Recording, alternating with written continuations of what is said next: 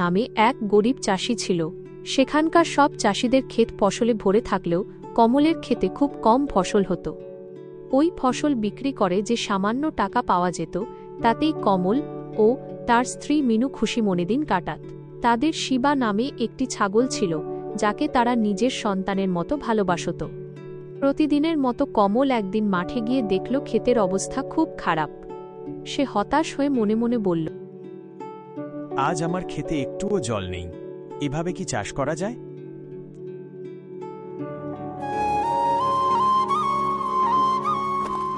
মাঠের কাজ শেষ করে মন খারাপ করে কমল বাড়িতে গিয়ে সে তার স্ত্রীকে সব কথা খুলে বলল। কমল বলল, এতে একটুও জল নেই, চাষ না হলে কিভাবে আমাদের সংসার চলবে? হাতে তো একটা টাকাও নেই। তুমি চিন্তা করো না, সব ঠিক হয়ে যাবে। ভগবান নিশ্চয়ই কোনো ব্যবস্থা করবেন। তুমি কি শিবার জন্য কিছু খাবার এনেছো? এইদিকে বাড়িতে কোনো সবজি নেই, তুমি বাজার থেকে যদি কিছু আনতে পারতে। ভগবান আমাদের কেন এত কষ্ট দিচ্ছেন বুঝতে পারছি না। রাতে কমল ও মিনু বসে নিজেদের অভাব নিয়ে কথা বলছিল। কমল ভাবল, শিবাকে বিক্রি করে একটি জলের পাম্প কিনলে খেতে জল দেওয়া যাবে।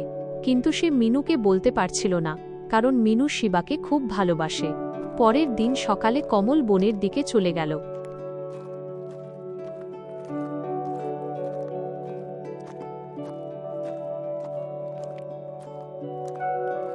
সেখান থেকে কিছু কাঠ কেটে বাজারে বিক্রি করতে গেল সে, যাতে অন্তত সংসারের খরচটুকু চালানো যায়।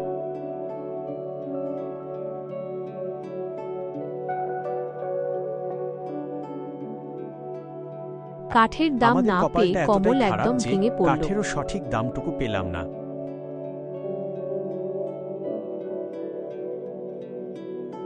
সে দেখল ক্ষেতের মাটি ফেটে চৌচির হয়ে যাচ্ছে, জলের অভাবে ফসলগুলো সব মরে যাচ্ছে।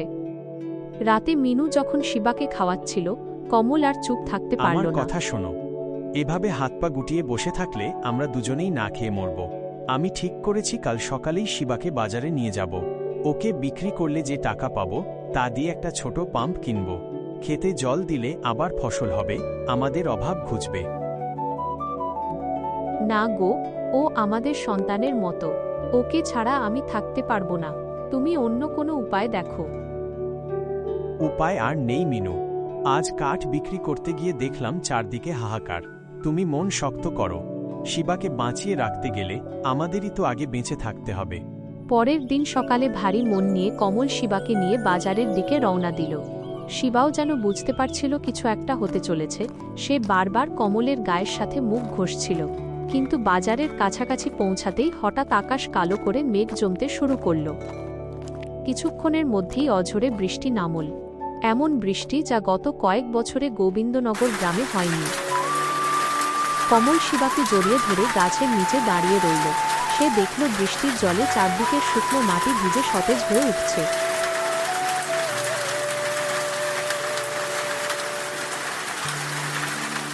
কমল আর বাজারে গেল না। সে শিবাকে নিয়ে উল্লাসে বাড়ি ফিরে এল। মিনুকে দেখে সে চিৎকার করে বলল, মিনু দেখ, ভগবান আমাদের ডাক শুনেছে। আমাদের শিবাকে আর বিক্রি করতে হবে না, ক্ষেতও এমনিতেই ভরে যাচ্ছে। আমাদের কষ্টের দিন বুঝি এবার শেষ হলো। তারপর মাঠে ফসলে ভরে উঠল। এইদিকে কমল ও মিনু শিবাকে নিয়ে খুশি খুশি থাকতে লাগল। বন্ধুরা, এই রকম গল্প যদি শুনতে চাও, তাহলে চ্যানেলটিকে লাইক, কমেন্ট ও সাবস্ক্রাইব করুন।